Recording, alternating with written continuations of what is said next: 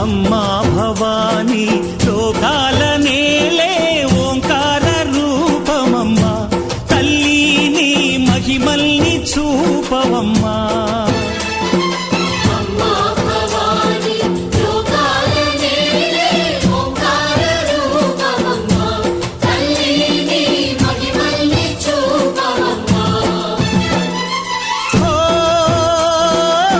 సృష్టికే దీపమా, శక్తికే మూలమా, సింహరథమే నీదమ్మా. అమ్మ దుర్గమ్మ భక్తులను దీవించుమా.